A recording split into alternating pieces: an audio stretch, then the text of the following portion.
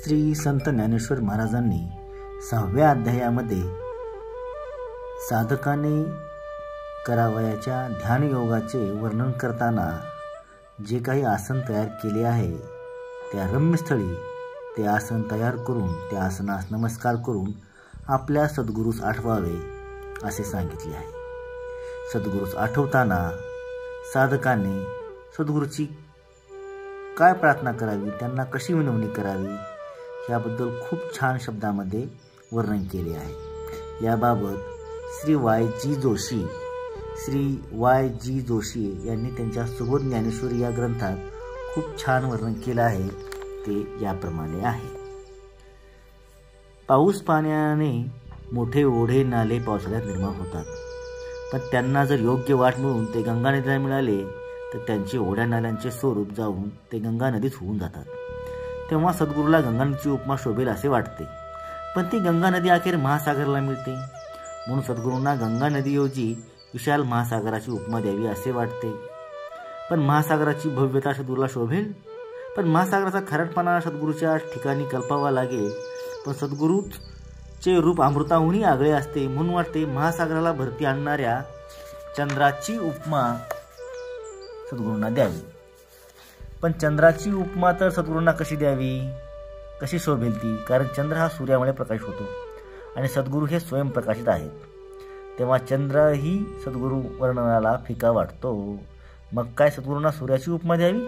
छे छे छे, सद्गुरूंना सूर्याची उपमा ही अर्धवट वाटते, कारण हे जग सूर्यामुळे प्रकाशमान होते हे जरी खरे आहे तरी रात्र ही सूर्यप्रकाशालाही गुळून टाकते, हो ना?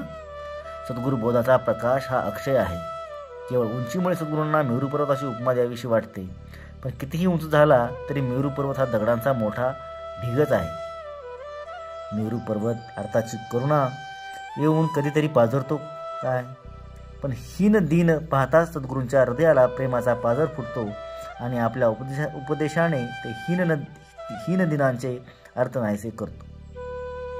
सद्गुरूंना कल्पवृक्षाची उपमा द्यावी तर कल्पवृक्ष हा कल्पना केलेलीच फळे देतो, पण सद्गुरू भक्ताला हवे असलेले देत नाहीत, तर ते भक्ताने कशाची इच्छा करावी हे सद्गुरू ठरवतात आणि भक्तांचे अंतिम कल्याण करतात। सद्गुरूंना चिंतामणीची उपमा द्यावी तर सद्गुरू कृपेने सर्व चिंताच नाहीशी होते। मग चिंतामणीची गरजच काय?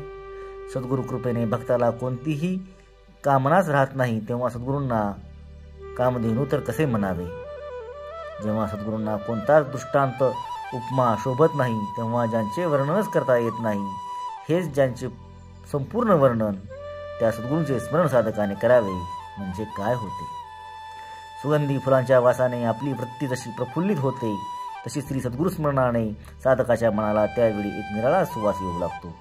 साधकाचे मन प्रफुल्लित होते, सर्व विषयांचा साधकांच्या मनाला विसर पडतो, विषयांची आठवणी इंद्रियांना होत नाही आणि साधकाच्या मनाचा लय शून्यातून हे जग निर्माण झाले त्या शून्याकार वृत्तीत आपोआप होऊ लागतो।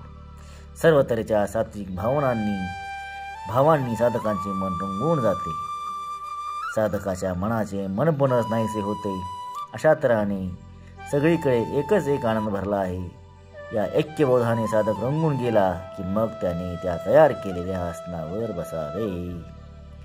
असे फार सुंदर वर्णन केलेलं आहे।